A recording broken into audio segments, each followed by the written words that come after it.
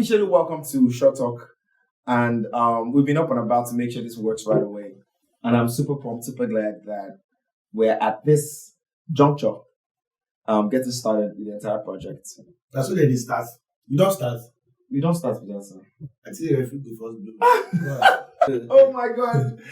Anyways, guys, so let's get into the convo. Before I go on, I'll introduce the peeps I have for me. Of course, Mr. Lively, the absolute co-host of this project. What's happening? I'm good. What's happening? So this is Short Talk, ladies and gentlemen, where we talk about every and anything behind the camera. Talk behind the camera. That's what it is. And today we have two fantastic people. We have two legends in the building. I let Deji do the honors. Like, I have seated right to my right here. Right to your right. You know how we do it. I have to think that I'm introducing a rapper. Ladies and gentlemen, I don't take this for granted in any way. I have with me since I was in GS1 or GS2 guy. The legend. Thank you very much. Thank you for having me. And of course, we have the one, the only, a man who used to be political foes when we literally though, back in school. We used to be political foes. Now well, I'm not forgiving you. Putting it out there. You're not supporting me when I run office. Well, better late than never. Yeah. The Commissioner for Youth and Sports in Oyo State. Oyo State. At the time you were being nominated, though, you were the youngest commissioner. Sure. That's amazing. Mr. Seun Fakorede, how are you doing today, boss? I'm highly blessed. Thank you for having me. It's always a privilege to have this kind of engagement, and especially when you give accounts to the people and then in proper direction. It's been an intense past few weeks in Nigeria. Oh my God.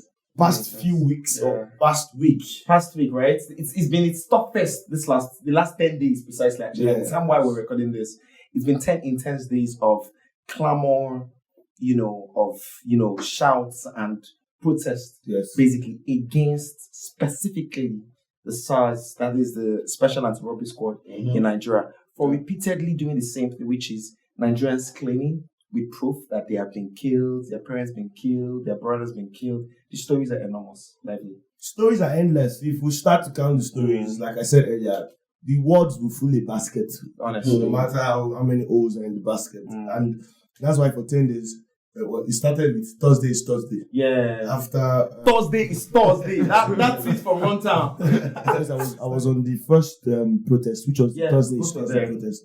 And we adjourned to go back to Nikon for Tuesday. Amazingly, between that Thursday and Tuesday, there was protest in all parts of the country without leaders, people just needed one person to take that move, and everybody just followed. I'd like to ask, let me start with Rugged. Yeah. What did you, at the beginning of the protest, did you think it could ever become something like this? I didn't think it was going to become something like this. I've always wanted something like this because I've always been of the thought that we can't just continue living the way we've been living for years. It just seemed like nothing was improving in the lives of the people on the streets, except in the lives of politicians or thieves. Yeah. You understand? Literally, politicians or thieves. Simple. Apart from them, everybody else was struggling, hustling. Yeah. And then at the end of the day, we're now being left at the mercy of some rogue police officers. I'll still say some because obviously I know some police officers who are good. But then like I said in my challenge, if you don't speak up, you all look the same. Culprits. So I'd hoped for it, I'd wished for it, but trust me, I didn't expect it to go the way it's going right now. And it's mind blowing the intensity at which it's coming now. What do you, if we ever thought there would be an end point, where do you think we're going to with this, Commissioner FAKO? All right, so for me, I mean, just like everybody, in fact, just like the pandemic that nobody saw coming. Nobody saw this coming because I mean, as a person, and I've actually, been involved in when it comes to a demonstration, for what is right, for changing the system, far back as 2009. Yeah. So, and then I'm always, very disappointed, when we start, a battle, only for us to get, halfway, and then we back off.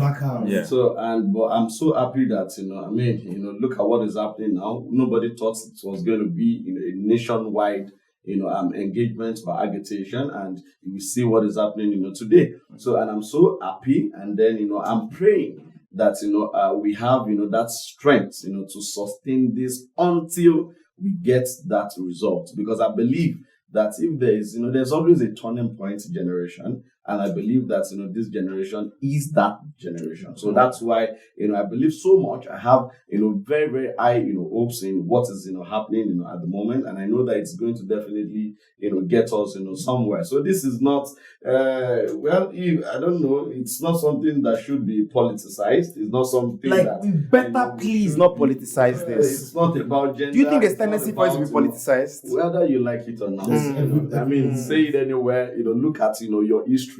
Everywhere that there's been, revolution and all like that, there's always, a tone of, politics in it, a tone of, culture, religion, and the likes. But we have to be very, very careful in order not to lose focus, to know that this is not about religion. This is not about culture. This is not, it is about the institution. Yes. And whether we like it or not, it's, the institutions that make, nations fail or win.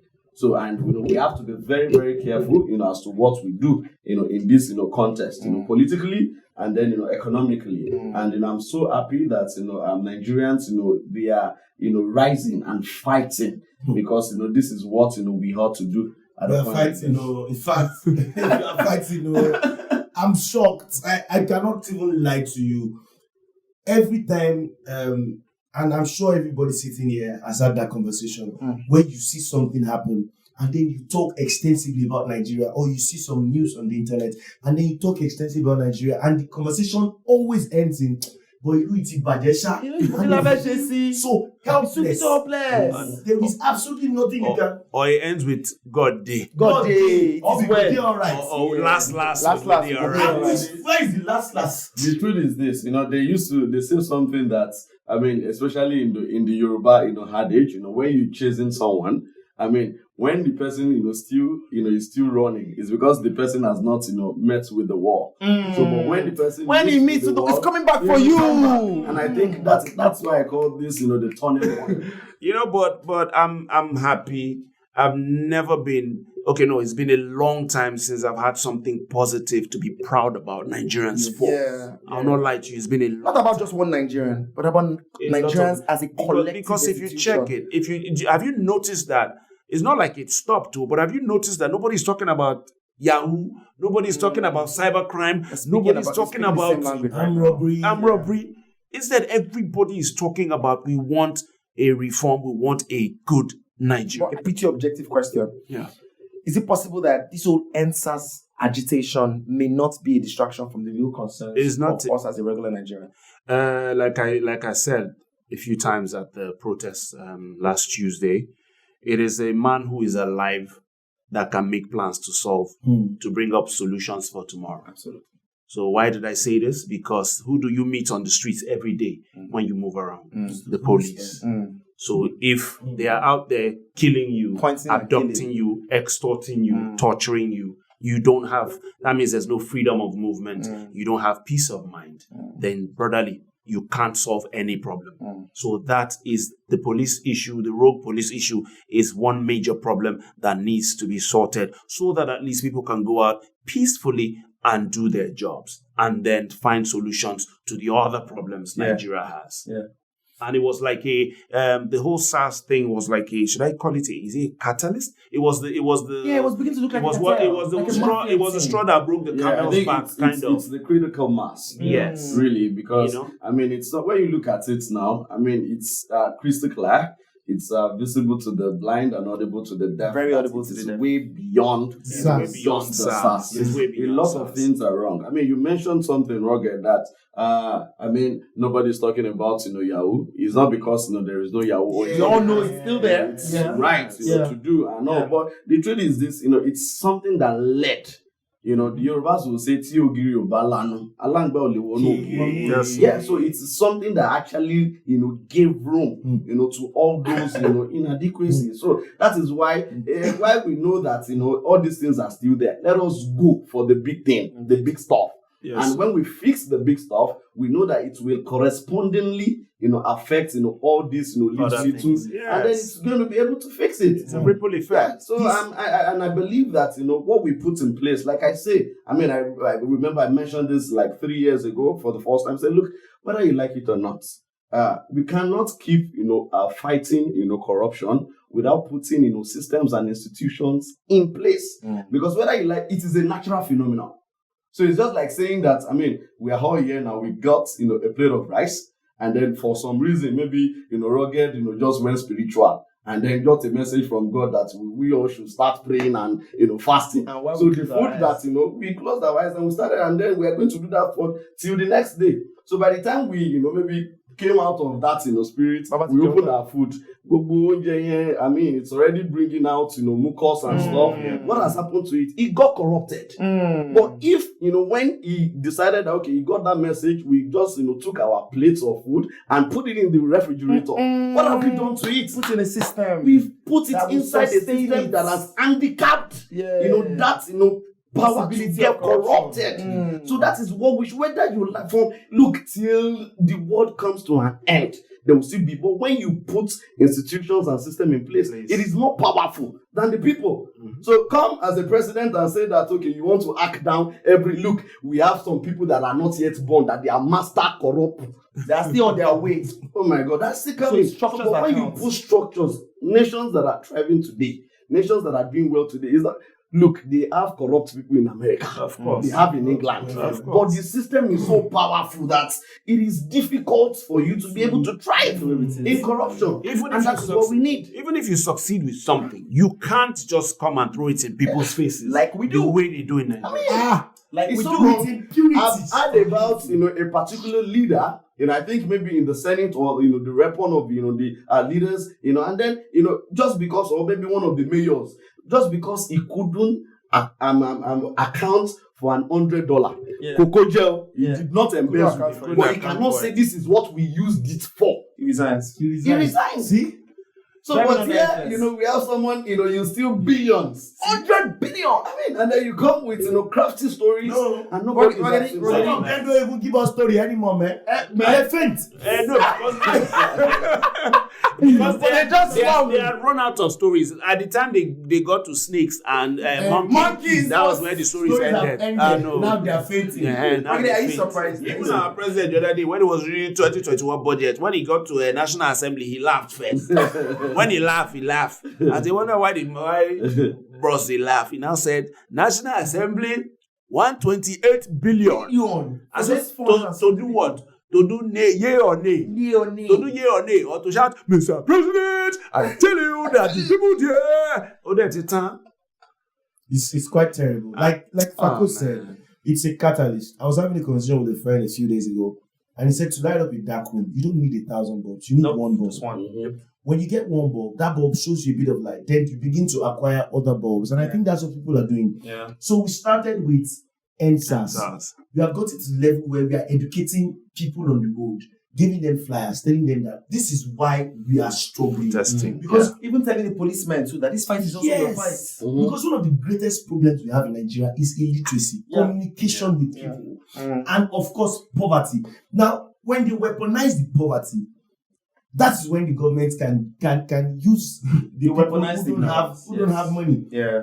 However, if we can swoop in and tell these people that are poor that there is another way than collecting 5,000 naira, that is the only way we can make headway. And I think that's the greatest length that we have been able to achieve with this protest. We have been able to win people over. A lot of people saying They go somewhere. They say, "Who is your leader?" We don't have a leader. Yep. They say, "Shebi, you came here with transport. Take transport." We don't want transport. What we want is straight up. Nigerians in Delta refused 1.5 million naira. I never had it in my life. Refused 1.5 million. Never had it We in don't my want. life. We don't want. We want the restructuring. We want the reforms. We want the good life. We want you to do your job. Because we can get better than this. Just imagine in Nigeria with 24-hour electricity. Power. Leave everything else. Leave everything else. Let's assume there's Just no imagine water, that no road. 24-hour electricity. Look at what we are achieving as Nigerians without anything. Let me say it. Look at what we are achieving. Not just in Nigeria. Check everywhere else in the world. Nigerians are achieving a whole lot everywhere in the world. But why are they not? Why are our people not bringing these people home to help us achieve these great feats in our own country?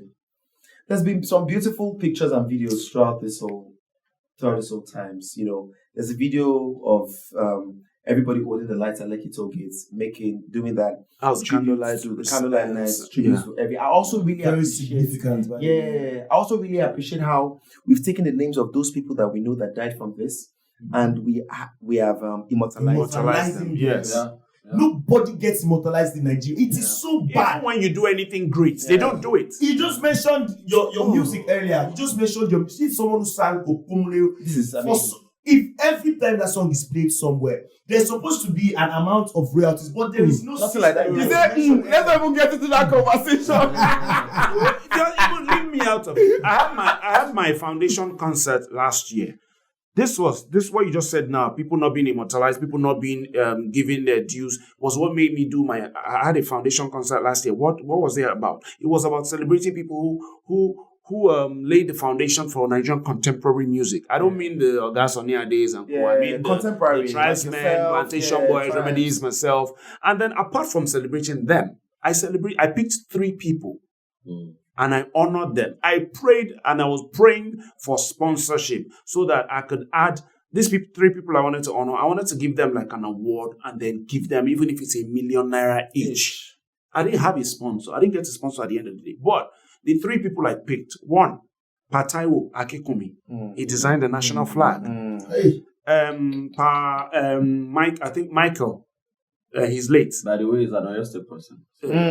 So you should do something about it. In fact, I knew that was I challenge you today. I challenge you today. FAKO takes such challenge seriously. Hail and visit Pa Akekumi. Yeah. So Please. I think it's worthy of what's it called to mention. Right now, we're working on something in the States, to immortalize about 60. This is Nigeria 60. And of course, Pa Akekumi will be on that. Amazing. Is one of So I picked Pa Akekumi. He designed the national flag, and then Pa Michael. Not Michael. I forgot. Sorry, this is impromptu. Okay. He composed the national anthem. And then what's her name? The lady that composed the national pledge. Sorry, it's skipping my head right. It's okay. These are 3 people who I picked and I honored at my concert last year. I didn't have the money to give them. I spoke to Pa Akekumi myself over the phone. I brought his son to Lagos. The man who composed the national anthem, his son Paul was here.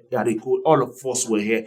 When he got to a stage, when I performed, I got up. I told everybody, look, I didn't have one sponsor for this show. All of you that bought tickets and all things, you sponsored this show. People started clapping, and I said, oh yeah, and by the way, these are the great people I'm honoring at my event, because this is who I am. It's about giving honor to whom honor is due. I called their names. Where are you guys? They stood up, and people stood up and gave them standing ovations. Your father designed the flag. We don't hear about him every day. We don't see what government or anybody else is doing. Your father composed the national anthem. Nothing is happening. I'm happy that happy that the families of those people who died can take that home.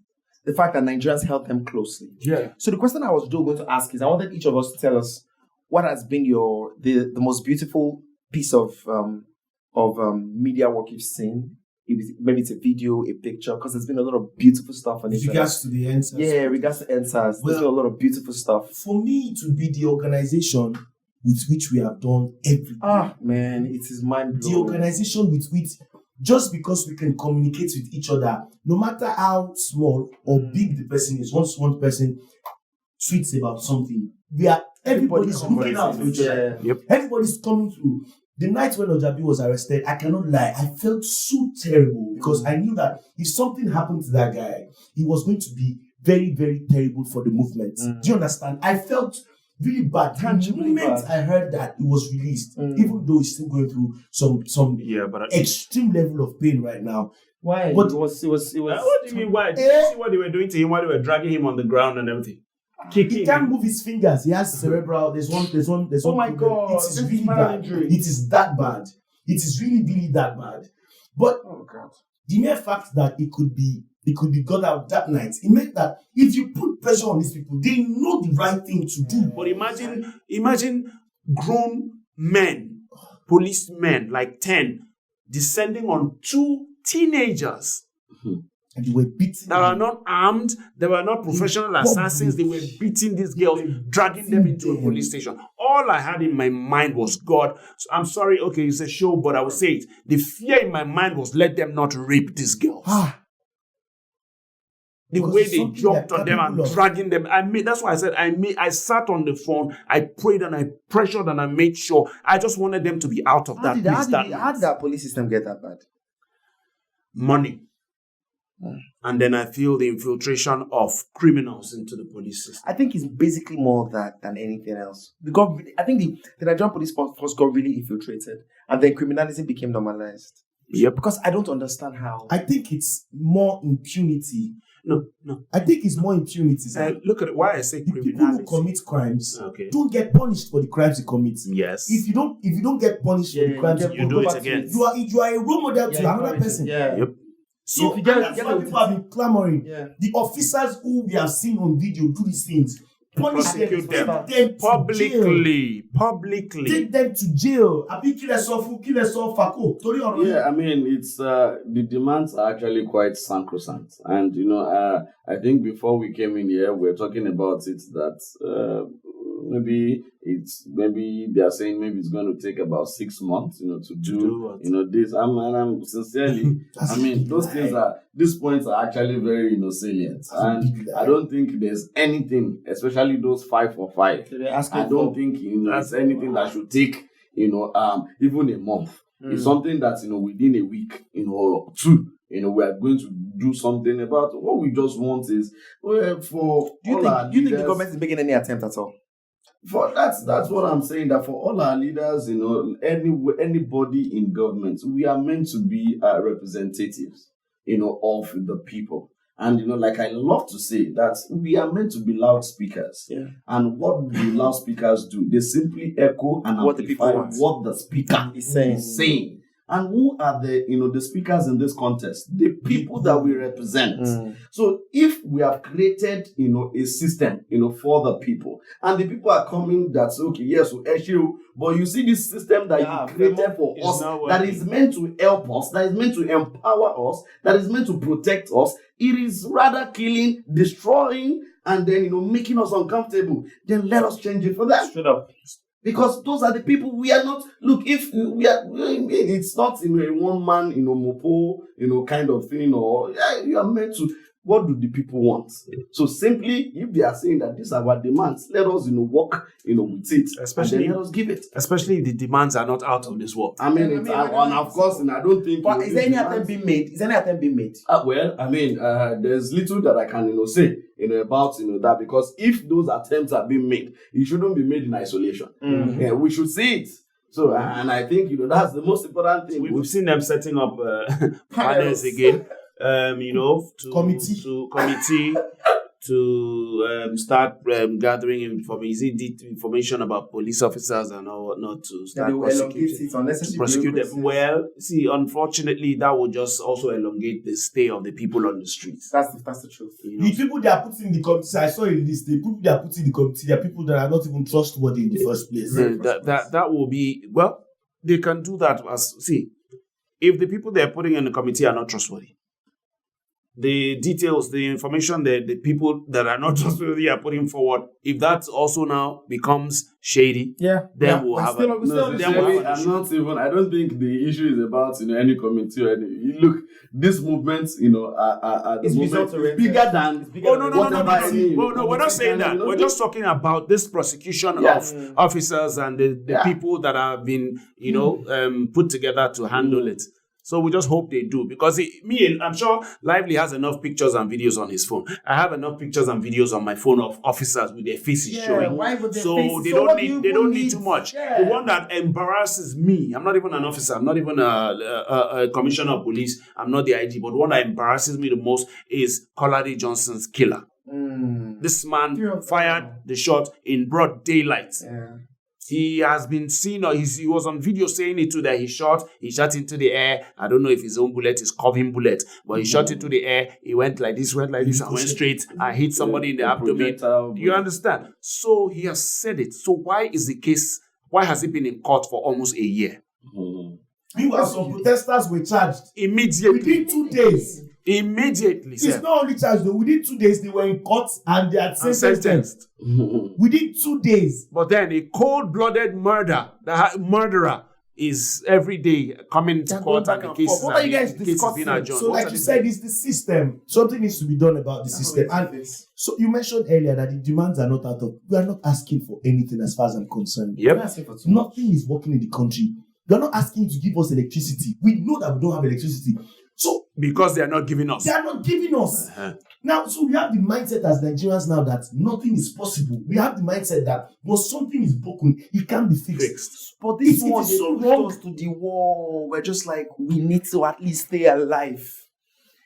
Anyway, NSAS has started this movement, and like he said, is way bigger and beyond NSAS. They've already ended SARS.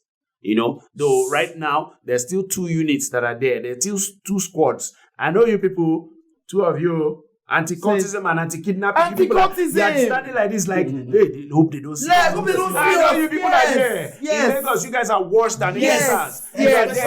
But in Yaba Shomolu axis. Charlie Boy. But the thing about it is, the reform it will not spare them. It will enter them. All this investigation starts and prosecution, trust me, a lot of people will come forward and then they will pinpoint exactly the officers that. Because some of the people that were saying kill, some of them are just Nigerian police. They're not part of any of this squad. Yes. But we count everything. It was so unfortunate. It's so unfortunate for SARS that SARS became very popular. SARS became the most popular squad for the wrong reasons. And they wear that black t-shirt, maybe with some red, red or something. That's why anybody else and then even the regular police started wearing black t-shirts because they know that everybody's afraid of SARS. So anybody will I'm sure some Boy Scouts have gone to wear t-shirts and entered road because all they need is a car. Now I've been waiting to see Boy Scouts arresting people on roads since it was happening. Because at a point SARS was doing it, regular police, anti-kidnapping, anti-cultism, then even last man. So who was it that was asking for guns one time? Was it road safety was asking for guns? I said police asked me for insurance. You need to hear this story. When I didn't produce insurance because I asked him, police has no business with insurance. Then because I was very, very antagonistic and I wanted to bring out my phone to call Provider so I can get out of there, he brought out his gun, a pistol. He pointed it at me and said, if I record him with my phone, he will kill me and kill himself. This is in broad daylight around 12 p.m. I was going to a wedding. He said he would kill me and kill himself. In the middle of his rage, he fired into the air. Real in the life. middle of his rage, less than 3 weeks ago. I could not utter a word. If I would pay you now. Because I was just thinking, is my crime? Is it fit with the punishment? No. Because all I said, police not supposed to ask for insurance. This man said, if I record him, he will shoot me and kill himself. He was even bragging that they stricken one boy and put his canal yesterday to my face in public. So it's insane. And this is I'm one of the escapees. There are so many people who are able to escape. And what I'm happy about this movement is we are able to now bring back all the stories. The stories of the likes of Chijoke, the stories of the likes of all these people who were brutally murdered for nothing, for doing nothing. For nothing. So how can you And that's what you said earlier. That really just gave me a sense of pride and hope.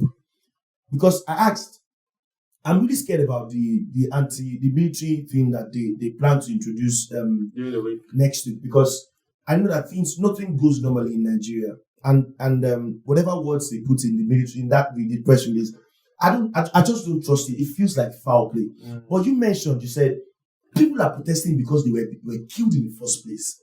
So killing them is just going to even make them angry. Of course. The more. So it's not going to put an end to anything. Yeah. First, you say you're fighting corruption.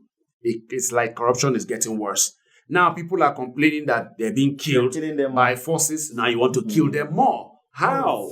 That will not, it will obviously and definitely not work. All the politicians, even the soldiers and the police, is it sense that they do not have? I don't understand. And we can remove small and donate and send to some if they want. But is it sense they do not have to know that what Nigerians have been peaceful?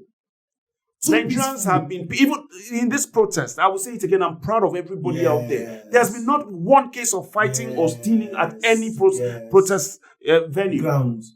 But like I will say it again, if it was a political rally now, everywhere. You understand? And they will not take responsibility. Nobody. Accountability is one thing I've been shouting about for years. Somebody asked me once, have you ever had a police brutality issue that made you get into this thing? I said, no. Yeah, that's a good question. Luckily for me, no. I've never been brutalized by the police. What made you? Brutally. This thing here, like he just said, he said something earlier that made him have a little hope. What made me get into this is the fact that I sat one day and I said, Nigerians cannot just be living hopelessly. Do you know what it means for you to be brutalized and somebody is killed in your family and you can't do anything about it? You can't say anything. Hey. You can't even go to report because the person you're supposed to report to is the person It's the person that killed. The brother of the Hey. Take a few seconds and think about that. Let you that understand? sink in. I was talking to a police DPO some days ago. She's a woman. Obviously, she's a woman. And I told her, I said, close your eyes. Listen to me. Close your eyes. Now, imagine you receive a phone call and they tell you, God forbid, they just killed your daughter on the road somewhere. She didn't do anything. Maybe because she refused to open her phone to a policeman and he shot her and she's dead. Just imagine. Let that sink in. I said, let that sink in. And you can't hold anybody responsible. And you can't hold anybody responsible. If you go to a police station, you see a picture, they put a gun beside her and they'll tell you she brought out AK-47 and a bazooka and a rocket launcher. That's why they shot her. And then that's it. That's the word. Those are the words you will take. And that's what everybody else will say and accept and agree. And then you have to go home. Nothing. How would you feel? That's what I told her. I mean, guys, of course, this conversation was meant to be a lot shorter than this, but it was almost impossible to keep that short because I'm very emotionally endeared to this conversation. It's heartbreaking. But we're getting into a new week right now, and I'm sure this podcast is going to drop down sometime early in this week. And everybody's still going to be out there, gingered, excited. Some people are going to be scared about the feedback from the Nigerian military. I want us to take turns, starting from you, Ruggedman, then FAKO, Lively, and Arando, on what it is that we think that is the biggest message we want our fellow Nigerians to hear entering this new week, fighting the same battle. Well, for me, to everybody out there, to every Nigerian in Nigeria, or my Nigerians in diaspora, well, especially the ones in Nigeria, I want you to understand something. This is a big opportunity. This is a big opportunity. This is the first time in decades when Nigerians are coming together to speak in one voice. There's no tribe being discussed. There's no political party being discussed. There's no religion being discussed. And we're not asking for the impossible. We're just asking our leaders to do their jobs, which is protect the people, provide for the people, so the people can move ahead and also be productive and also in exchange provide for the nation and make the nation better. So think about all the people that have been killed with nobody being held accountable. And most especially, imagine your brother, your sister, your mother, or your father being killed. In case you want to say they're causing traffic on the road. Mm. Think about that. Mm. Think about you losing someone very dear to you, your father, your mother. Think about the ripple effect of no more education, no roof over your head, no protection. For no offense. Think about it, for no offense. Think about that, and then you will understand why this is a great opportunity. We're speaking now. Our leaders are paying attention. Even if they weren't listening before, they're paying attention now. If our leaders, it is in your hands, our leaders. We are asking you to do your jobs, do the right thing. So it's now left to you if you will do the right thing, do what we voted you for, or you want to come and kill us with army because we are complaining that you are killing us already. It's up to you. It's up to you. So, my good people, I mean, I'll just take it off, from where Ruggedman Baba, concluded, with, and it is just to tell us, I mean, the truth is this, the Yorubas will say that Eniba Lumo, and, truly, if you've been, closely, affected, by this, I'm very, very sure that, your voice is not going to be silent, over this. I'm very, very sure that nothing is going to be more important, to you than this, cause that we are fighting, for at the moment. So I enjoin everybody, not to be an onlooker. Whatever needs, to be done, needs to be done. And like I said, that this is the turning point, our generation. So please, there's no, I mean, this, the government, is charged, to protect us, to keep us. So let us do what is right and let us remain, peaceful. And if we remain peaceful, I'm very, very sure that there's no harm that is going to befall any one of us. Absolutely. All right. What I'm going to say, It's like me. what I'm going to say is, number one, we are our support system. Everybody, each and everybody, we are our support system. Yeah. There's me, there's you, I even heard that we have an online radio now. Like, you did not hear it. You heard the radio. You were shocked. Big ups to everyone who's pushing, who's doing something, who's tweeting, who's standing in the streets, who's getting donations. Family School, big ups to Sega, big ups to everybody. This fight has come a long way. We started a long time ago. For those people who were affecting the traffic, we are so sorry. But we love our country. That is why we are demonstrating. That is why we are peaceful in the demonstration. But at the moment, our country does not love us back. At the moment, our country does not love us back. So we just want to love our country and have our country love us back that same way and love every single Nigerian. We want Nigeria to be a better place. So we just have to keep speaking up. We have to keep Sorosoke. Joe. We have to keep Sorosoke. We don't have we actually do not have a choice. I think that's my 2 cents. I'm very heartbroken, and I feel like if I keep up with the conversation, I'm probably going to shed tears because I cannot place my finger on why it is that the average Nigerian finds it so difficult to be Nigerian. I cannot explain why being Nigerian suddenly became so difficult. But for the first time in generations, for the first time in decades, like Ruggedman said, Nigerians have decided that it's otito, otetitowa. FAKO said earlier that you chase that was Ruggedman saying that you chase a goat to the wall. At some point, it's going to turn back and look at you like, "Yo, what's up?" And I feel like we've gotten to the wall, and we have to recognize the wall. Let's not compromise and say, "Okay, maybe we should jump the wall." Let's not allow them chase us even further down this path. Now is the time. It's no longer just a cliche. Now is the time, and something has to be done.